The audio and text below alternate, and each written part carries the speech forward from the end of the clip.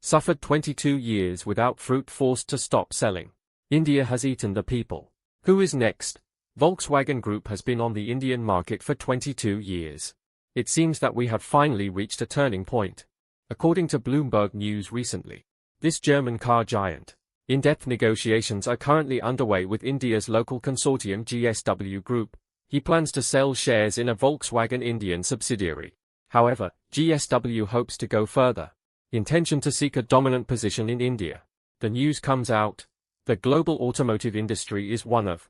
Just a few years ago, Volkswagen also has a relatively ambitious vision for the Indian market. Not only has it set the goal of reaching a 5% stake by late 2020, he also invested a lot of money to promote Volkswagen's localizing R&D and production in India. However, until today, Volkswagen's share of the Indian car market, it is still roaming around 2.5%. Far from expected. The story of Volkswagen India began in 2001. At that time, the Skoda brand was first to test water. Since then, Volkswagen and Audi have followed in. Construction begins in India's most advanced state of Maharashtra. Establish a sales network. The effort is not too much. However, everywhere in the world there are well-known long sleeves of good people. But after entering India, he has repeatedly encountered ghost strikes. Volkswagen first introduced to the Indian market. It's a relatively high-end model, such as its Passat and Brighton.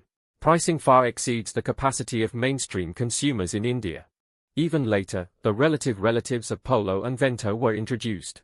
Its cost of use compared to Japanese cars is still too high. In addition, there is insufficient network coverage for after-sales services. Until after 2008, Volkswagen's share of cities in India is still less than 1%. The failure of this phase did not disappoint the public. In 2018, Volkswagen launched a second round of offensive on the Indian market.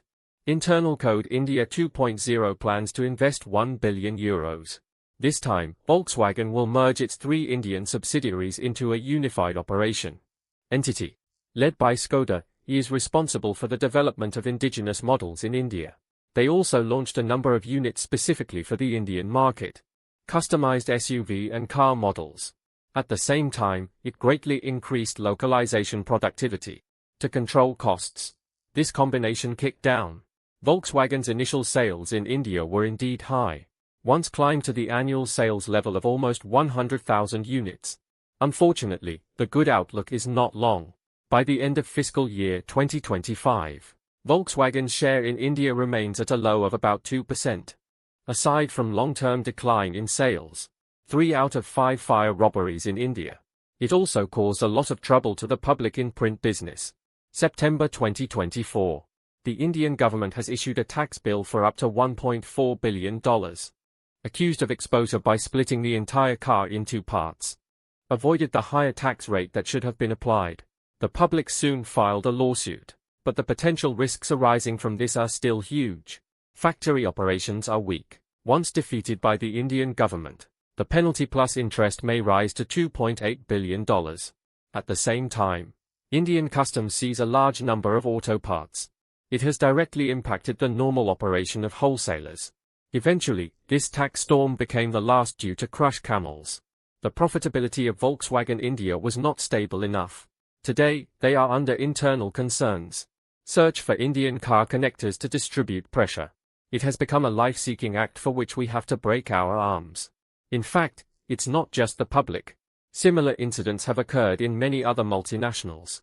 American Ford also deepened more than 20 units in India. Ultimately, the cumulative loss exceeded $2 billion. But the share of cities has never exceeded 2%. In 2021, Ford was forced to announce that it would stop production in India. Next year, the plant will be sold to Indian auto giant Tata Automobile. GM has also been operating in India for 20 years. After the final loss exceeded $1 billion, he was forced to retire in 2017. Compared to Ford, the general withdrawal process is even more difficult. More than 1,100 Indian workers refuse to accept the displacement plan and file lawsuit. Trade unions have even proposed either reopening the factory or pay salary until retirement age.